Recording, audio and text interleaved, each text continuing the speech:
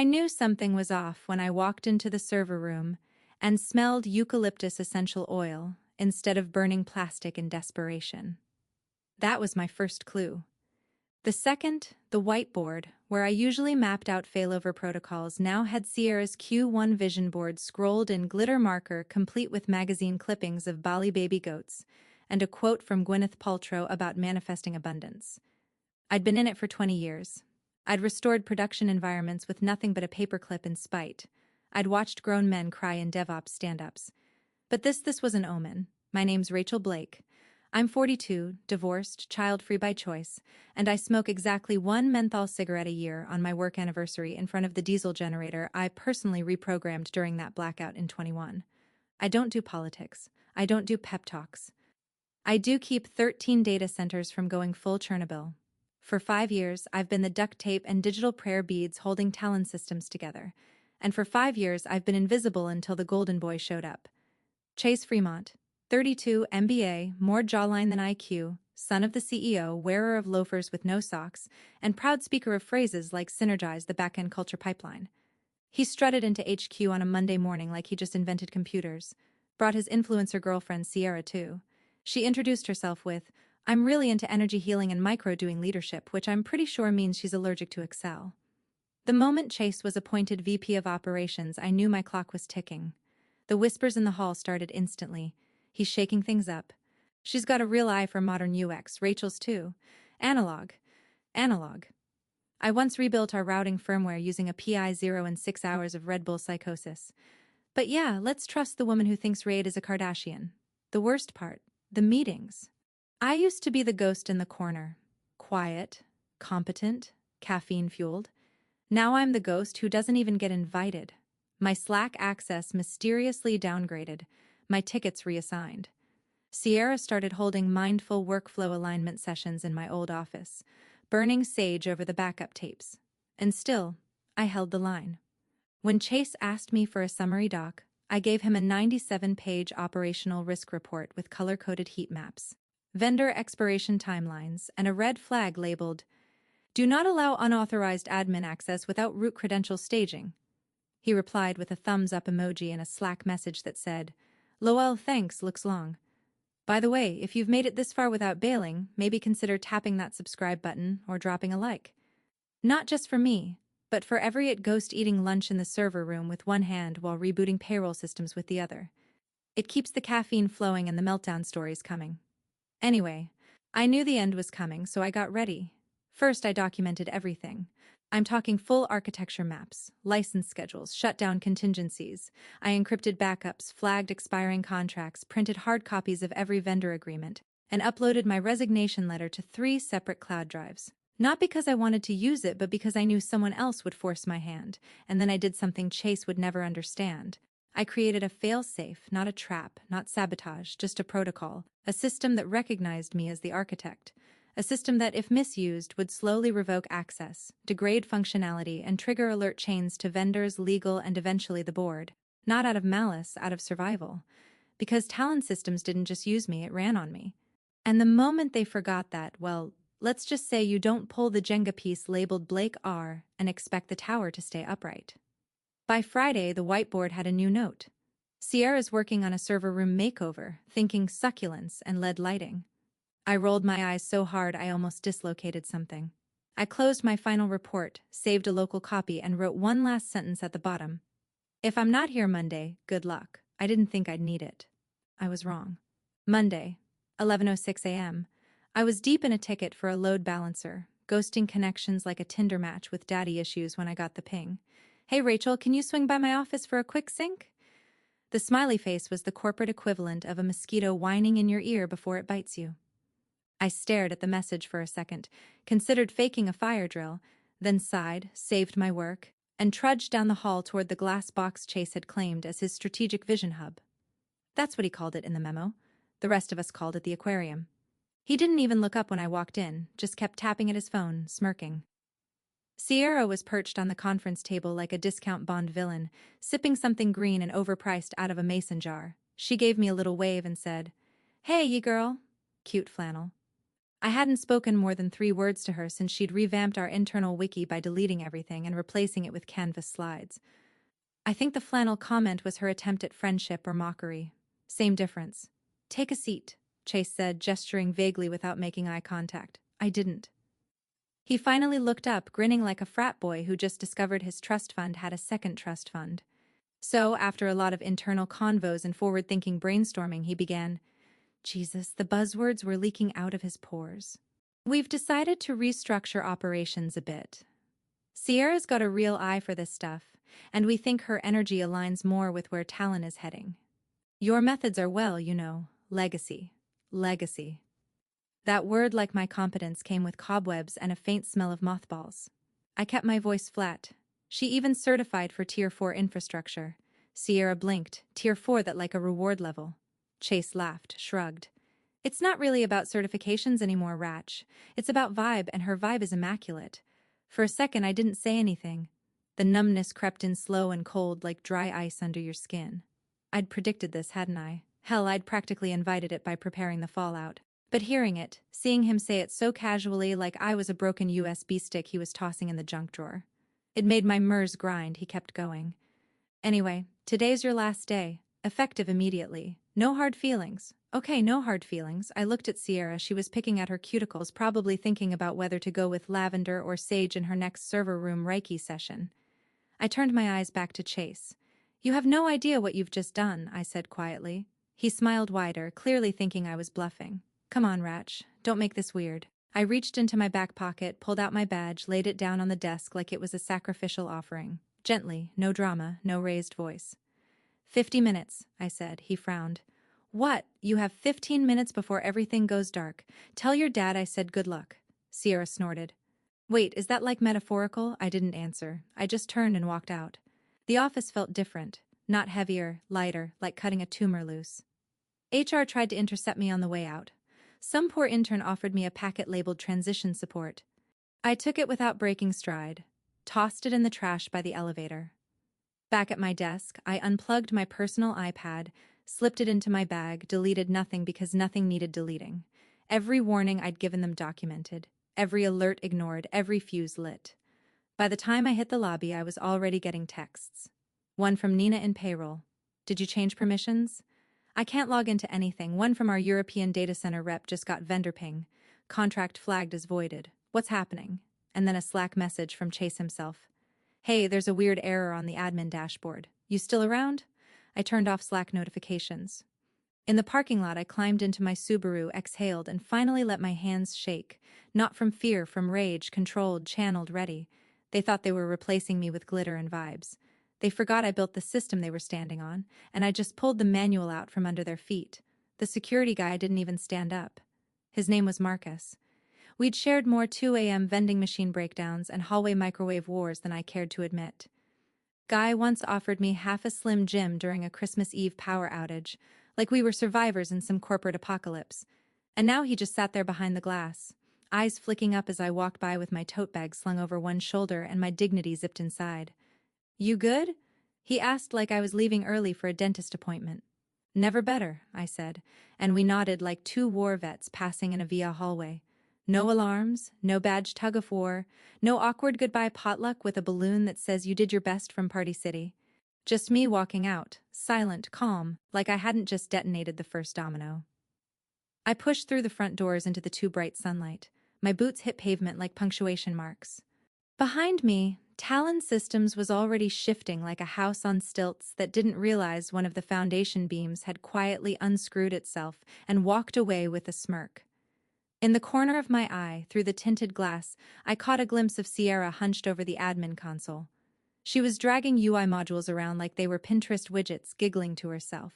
Her coffee cup said CEO of Vibes. There was a sticker on her laptop that said Girl Boss Mode On.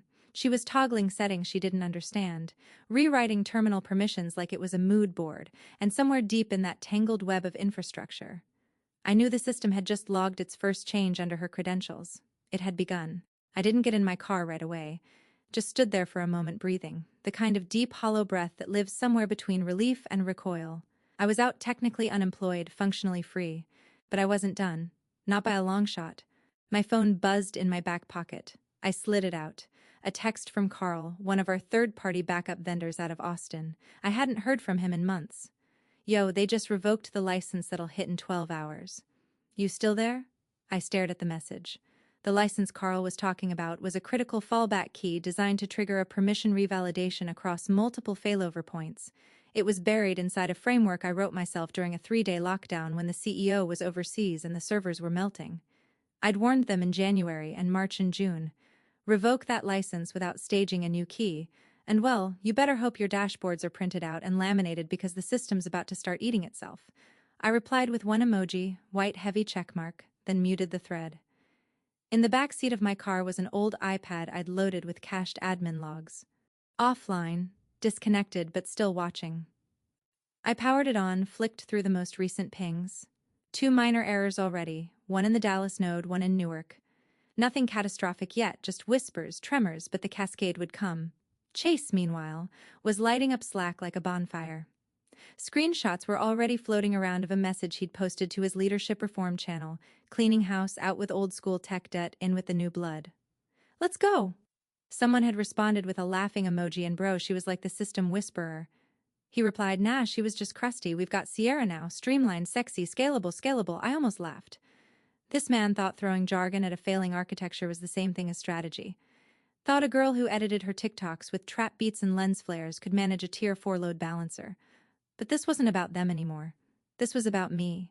My hands, my code, my logic, those were in the bones of Talon. I'd written modules under the fluorescent flicker of failing bulbs.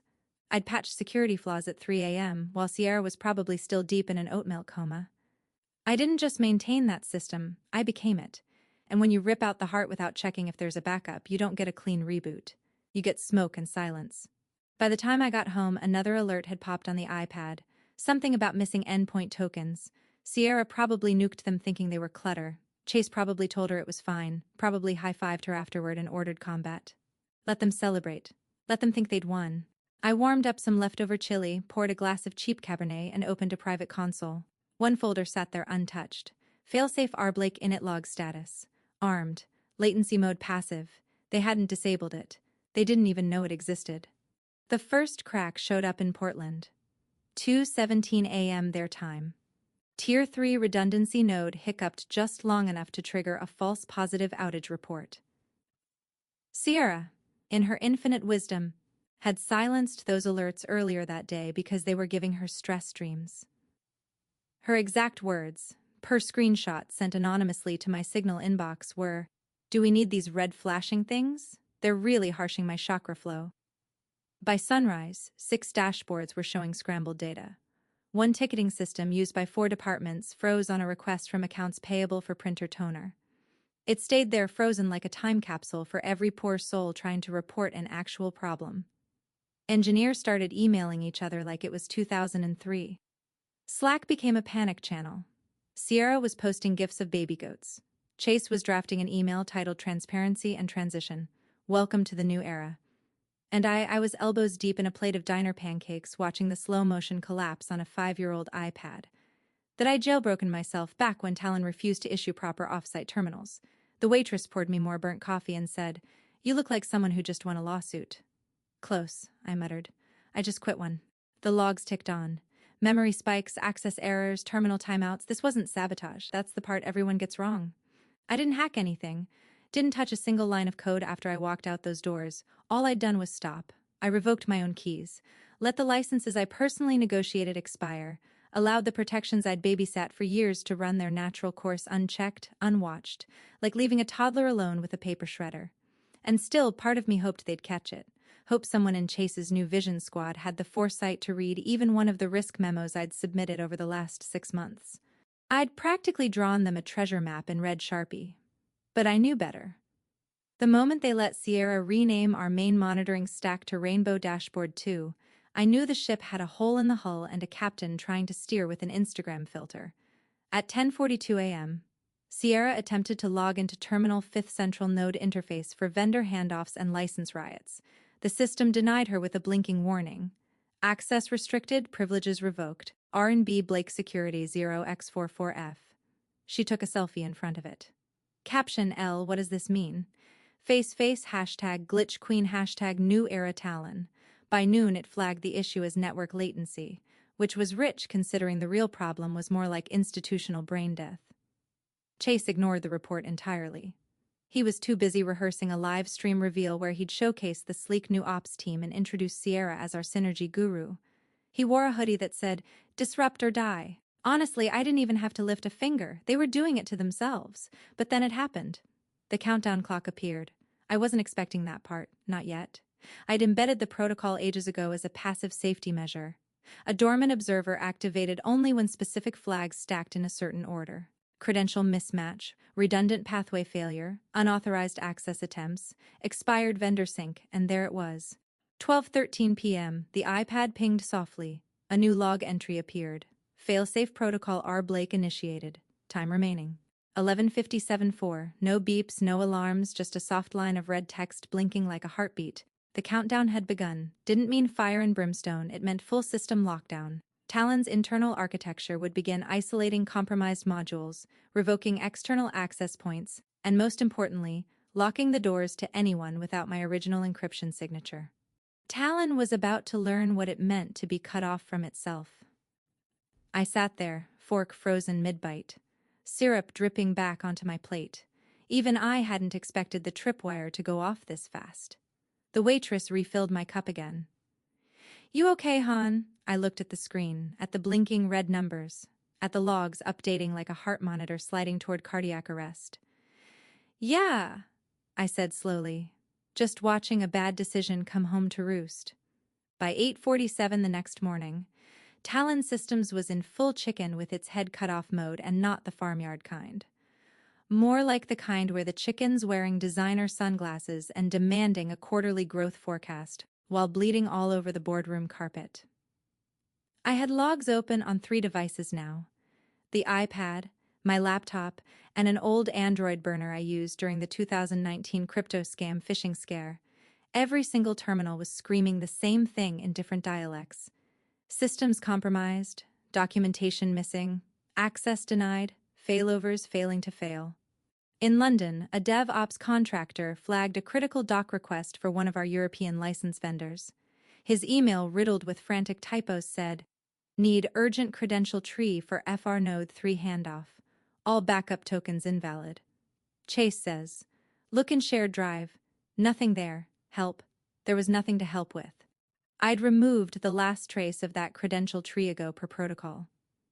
After seeing Chase grant Sierra Tier 0 clearance like it was a very important person pass to Coachella.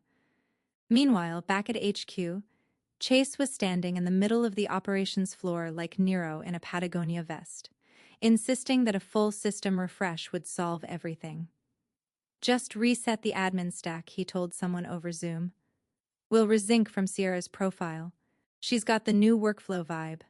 Sierra, bless her caffeinated heart, posted a TikTok mid-crisis, spinning around in the darkened server room while fluorescent lights flickered behind her.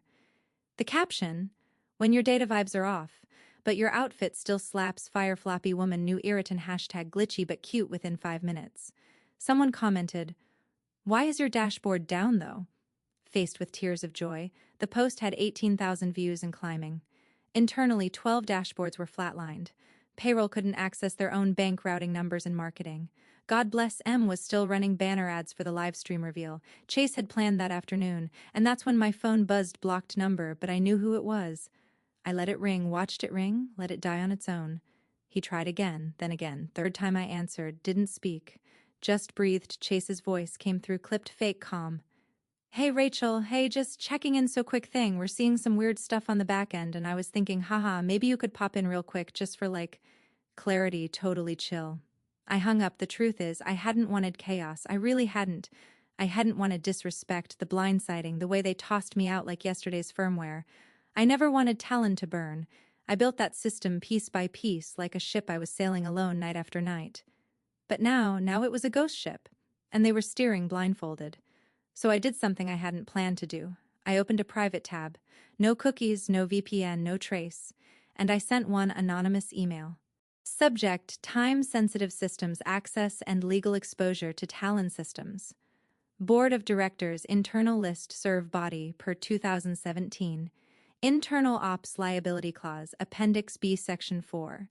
Any compromise of infrastructure access, chain, or core systems resulting from personnel changes not reviewed and approved by the founder constitutes a breach of contract and voids all indemnity protections held by Talon Systems against damages incurred. This clause was added following the 2016 DeGraph server outage. All architecture in question was constructed, maintained, and decommissioned solely under my signature. Please refer to Internal Audit Chain R like #RB094 compliance logs. ETA to critical system failover less than 4 hours. You may still have time, you may not. I signed it simply. R then closed the browser and deleted the device profile. I sat there for a moment just breathing. Not because I felt triumphant, not even vindicated, but because I'd spent 5 years screaming into a void, filing memos no one read, patching holes no one saw, carrying the weight of systems no one understood. Now, the silence was theirs to bear. The first email hit like a slap across the boardroom. It was forwarded to me anonymously at 6:19 p.m. from a doc review at Talon's net address that hadn't been used since the 2020 merger panic. Subject line: Urgent Liability Review R&B Clause active. Inside, buried under legalese and full paragraph red text, was the sentence I'd written years ago, back when the CEO was still sane and the company still ran on logic, not influencers and buzzwords. No indemnity shall apply where system failure arises from unapproved personnel changes affecting Tier 0 infrastructure control. Translation: you break it, you bought it, you fire the architect without a contingency plan. You own every failure, every dollar of damage, every lawsuit, every client gone cold. And Chase, he had signed the dismissal order himself, the smiley face next to my name. I didn't have to guess what happened next. The logs painted a perfect timeline. At 6:22, Chase called the general counsel. The call was flagged as escalated within 6 minutes. By 6:30, the GC was emailing the board citing breach risks, vendor liability exposure, and something called irresponsible executive maneuvering, which I assume is law firm code for this Dumbus Sankus. At 6:45, Chase tried to spin it. Rachel must have deleted stuff. He reportedly said she probably wiped the documentation out of spite. Cute theory. Except the CTO was on that call too. And under pressure, he cracked like a cheap server rack in a Florida data center. She built it all. He admitted there was no wipe. She didn't sabotage anything, she just stopped. Pause. Then no one else ever had full admin clearance. I don't even know where the original keys are. She ran everything manually. Every license, every override, every contract. Rachel was the documentation. And Sierra, well, apparently she burst into tears on the spot. "It's not my fault," she sobbed. "I thought the pink button was for design mode. It looked like Canva," the CTO reportedly whispered. "That was the system reset button." Silence.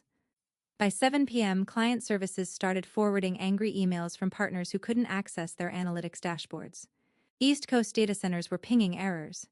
Sydney was stuck in a reboot loop. Zurich was locked out entirely. Sierra, in an act of divine idiocy, tried to live stream an apology from the control room. Halfway through, she accidentally bumped the panel and triggered a temporary power drain in server group C. Her phone battery died mid-recording.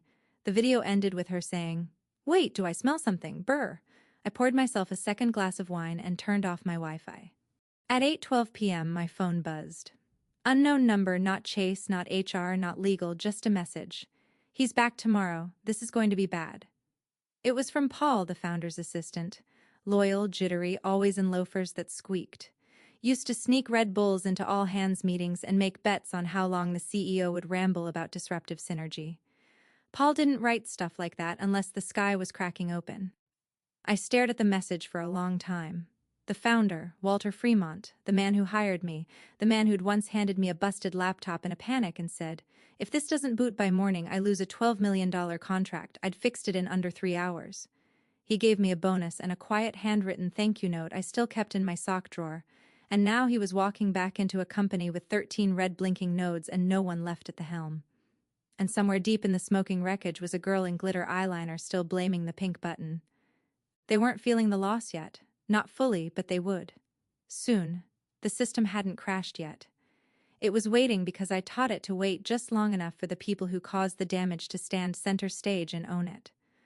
Walter Vermont touched down at JFK just after 4 a.m., dragging 40 hours of jet lag, a briefcase full of foreign NDAs, and one espresso shot too many.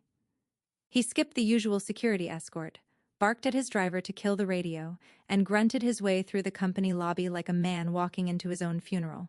No hells, no smiles, just business shoes pounding against tile like a war drum. Upstairs, he bypassed the welcome committee Chase had arranged. Some awkward line of middle managers in blazers too tight and smiles too wide, and locked himself in his executive office with his personal laptop. The one no one else dared touch. The one only he used to access the shadow dashboard. The real-time diagnostic view of Talon's entire digital backbone. The laptop word clicked, connected, and froze. 13 red dots blinked at him from 13 quadrants of the screen. Each one marked a data center. New York, LA, Dallas, Seattle, London, Seoul, you name it. Normally green, they pulsed blood red like distress beacons. He clicked on New York. A warning appeared. Failover backup expired. Access rights invalid. Click Tokyo. Core control system inaccessible. Contact system architect. Clicked Zurich. License expired. Audit pending. He double-clicked the master node interface, the one meant to override all systems in case of emergency. It opened with a flicker, then filled with a single simple message in pale white text on a black background designed by R. Blake, revocable upon misuse. Walter didn't scream. He didn't throw the laptop or call security, he just slammed the lid shut hard enough to make the intern down the hall jump. Then came the words that turned the whole floor cold. Where is she? Outside his office, Chase had been waiting with a fresh press kit and a half-rehearsed apology for minor system quirks during onboarding. He had no idea the founder was already minutes into realizing his son had taken the structural skeleton of the company and used it as a jungle gym. Walter opened the door, looked at Chase, didn't speak, just stared. Something inside him ticking, counting, tallying sins where he repeated quietly, "Is Rachel Blake?" Chase blinked. "She doesn't work here anymore." Walter raised an eyebrow. "And who does?" No answer. He walked past him down the corridor, past marketing, past HR, past the nervous DevOps contractors whispering about a file called Failsafe Protocol. R. Blake/init log they'd stumbled across but were too afraid to touch into the boardroom. He summoned the full board. Legal, CTO, CFO, even Paul, his assistant, looked pale. "Agenda," Walter said, tossing a folder onto the table. One item. He wrote it on the whiteboard in thick, angry strokes. Rachel Blake. Everyone stared. Nobody spoke. Nobody dared.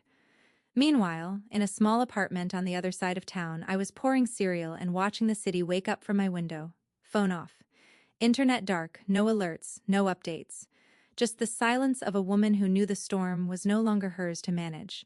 I didn't need to lift a finger, need to call anyone or explain myself because the systems were speaking now. And what they were saying loudly, clearly across every department, every server, every terminal was simple. You shouldn't have fired her. You shouldn't have underestimated her. And now you can't even find her. But that's fine. I was never the type who needed a front row seat to the collapse. I just built the walls and waited for the ceiling to fall. The email came at 3:12 a.m. No subject line, no signature, just one sentence. You're needed at 9000 boardroom. I didn't reply. Didn't need to. I knew what the dots said. I knew what the logs were screaming into the void. And I knew the moment the founder saw his own empire flickering red, he'd reach for the only person who understood the wires under the skin. I showed up at 8:58. No blazer, no makeup, no power heels, just boots, jeans, and a thermal hoodie that still had a smudge of chili on the sleeve from 2 nights ago. Hair in a loose bun, face set like granite. I walked past the receptionist who blinked like she was seeing a ghost. Past Marcus at security who gave me a slow, reverent nod without a word. Elevator up, top floor, same floor I'd been escorted out of days before, my badge stripped like a criminal. Now nobody stopped me. The boardroom was full when I entered. Long polished table, nervous eyes, coffee cups clutched like lifelines. The founder stood at the head, arms crossed, jaw clenched. His hands trembled just enough to betray what the stakes were. And there he was, Chase, sitting 3 seats down, pale, jittery, dressed like a man who thought his hoodie and charm could still save him. Sierra wasn't with him. Rumor was she locked herself in the marketing closet after accidentally triggering an HVAC shutdown by trying to reset the office energy grid. Chase opened his mouth. "Rachel, look, I think we should." Walter didn't even look at him. "Sit down, Chase," he said. "Don't speak." The room froze. I stepped to the head of the table opposite the founder, no dramatics, no speeches.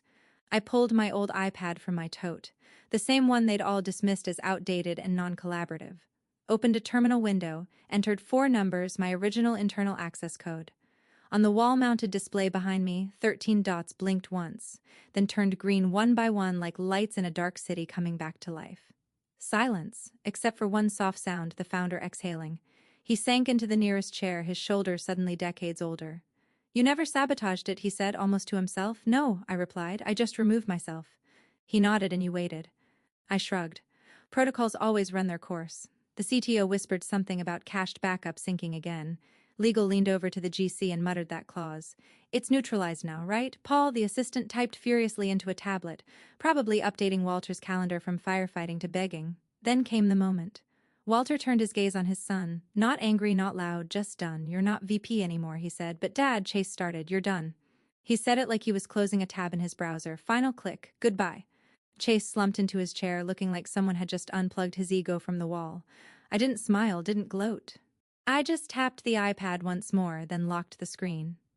"Everything's stable," I said. "For now, but I recommend you audit the vendor contracts." Sierra invalidated half of them, trying to optimize the UI with a sticker pack. Walter rubbed his temples. "Jesus Christ." Someone at the end of the table muttered. She thought AWS was a clothing brand. Nobody laughed. Nobody breathed. I stood up. "Anything else?" I asked. Walter didn't answer right away, just looked at me like a man watching the last functional piece of his company walk out the door. Finally, he said, "Stay. We'll fix the structure. Rebuild it around you officially, permanently." My eyes flicked to the whiteboard. My name was still on it, but now underlined, circled, bold. "I don't need a title," I said, "just the access. You'll have both," he replied. The board nodded in unison, but I was already turning away. I didn't need to sit at the head of the table. I was the table. They just finally noticed.